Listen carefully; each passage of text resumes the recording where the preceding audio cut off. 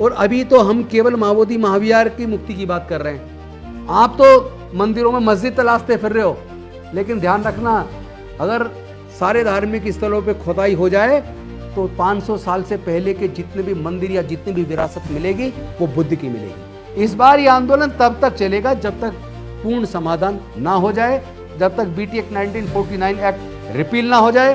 हम इसको जन जन का आंदोलन बना देंगे। और एक तरफ सर्वोच्च न्यायालय के न्यायाधीश जजमेंट दे रहे हैं आस्था के आधार पे, तो हमारी आस्था की कोई कदर नहीं है क्या?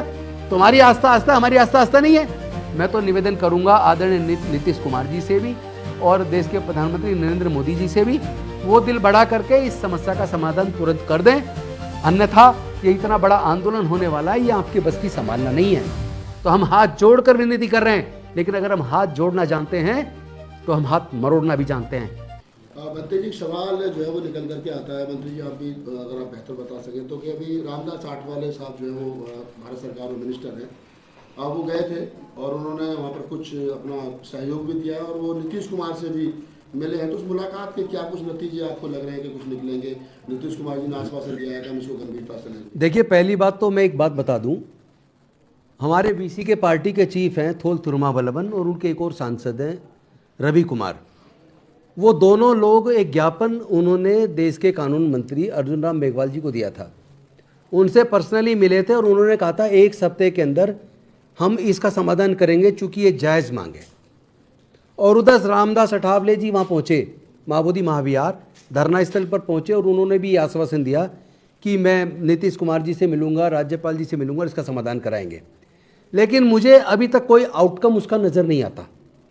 और इसलिए नज़र नहीं आता क्योंकि जिनसे मांग कर रहे हैं उनके मन में ईमानदारी नहीं है, पवित्रता नहीं है।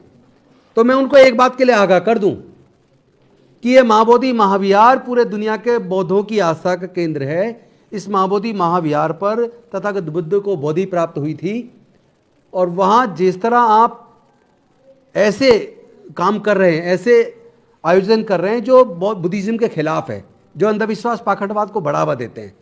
अगर कोई आपके जो मंदिर है, कृष्ण के मंदिर है, राम के मंदिर है, अगर कोई उस मंदिर में जाके कोई नमाज पढ़ना शुरू कर दे या कोई चर्च का पादरी कोई आके वहाँ अपनी प्रेयर शुरू कर दे, तो क्या आप उसको स्वीकार करेंगे?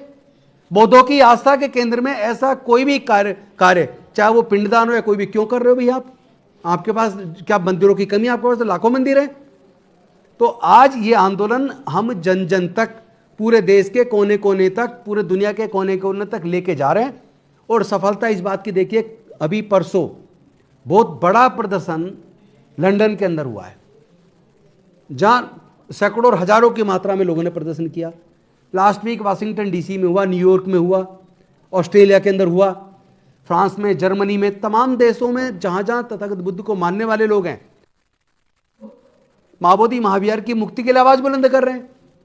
और अभी तो हम केवल माओवादी महाविहार की मुक्ति की बात कर रहे हैं, क्योंकि हम इस मसले को बढ़ाना नहीं चाहते।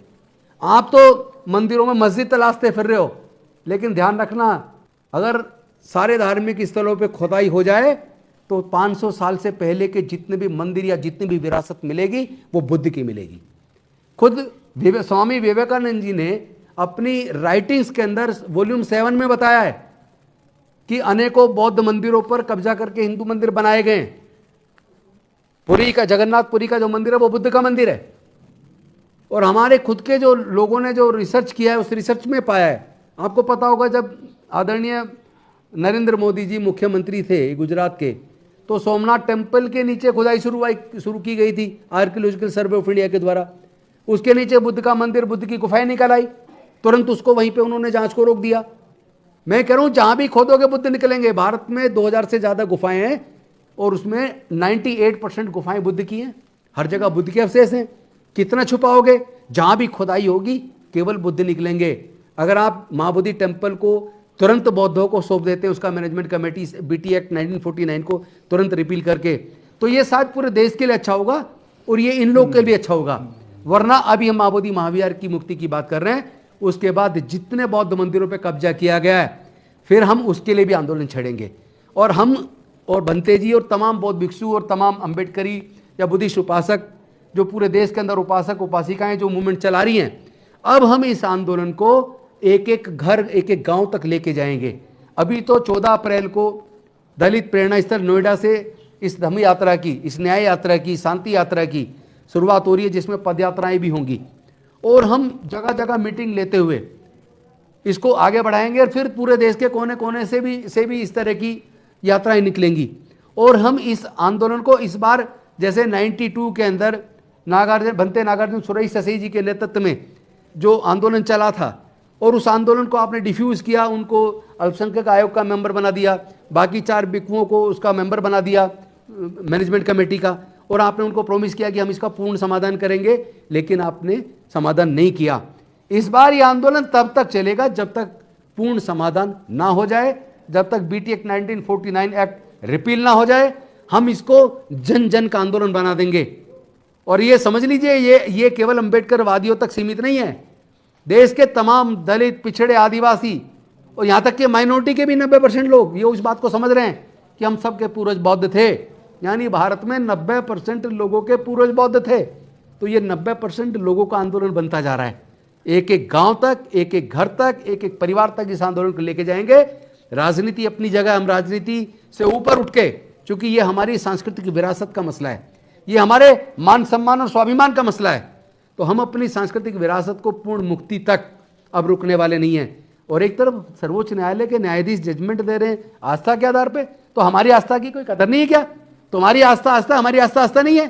तो ये आंदोलन बहुत ज़्यादा बड़ा होने वाला है। मैं तो निवेदन करूंगा आदरणीय नीतीश कुमार जी से भी और देश के प्रधानमंत्री नरेंद्र मोदी जी से भी, वो दिल बढ़ा करके इस समस्या का समाधान तुरंत कर दें, अन्यथा ये इतना बड़ा आंदोलन होने वाला है, ये आपके बस की संभालना नहीं है। इससे पहले कि इतना बड़ा आंदोलन हो जाए, मैं आपसे निवेदन कर रहा हूँ इसका समाधान कीजिए, तो बात यहीं तक शांतिपूर्ण तरीके से निमट जाएगी। क्योंकि हम बुद्ध को मानने वाले हैं, उस बुद्ध को जिसने दुनिया को शांति, मानवता का संदेश दिया, जिसने समता, स्वतंत्रता, बंधुता, न्याय, प्रज्ञाशील, करुणा और मैत्री का संदेश दिया। तो हम हाथ जोड़कर विनती कर रहे हैं, लेकिन अगर हम हाथ जोड़ना जानते हैं तो हम हाथ मरोड़ना भी जानते हैं। अभी हम इंतजार कर रहे हैं, देखते हैं आप लोग कितना और रिजिड होके हट धर्मी करके बैठे रहेंगे। आप हमारी अगर परीक्षा ले रहे हो तो आप हमारी परीक्षा ले लो। अगर ये आंदोलन कुर्बानी मांग रहा है तो सबसे पहले हम लोग कुर्बानी देंगे बनते जी। हम अपने आप को मिटाने को तैयार हैं, लेकिन अपने समाज की, इस पूरे बुद्धिस्ट समाज की आस्था के ऊपर आंच नहीं आने देंगे। हम इसको मुक्त कराने तक रुकने वाले नहीं है। आंदोलन घर घर तक हम लेके जाएंगे।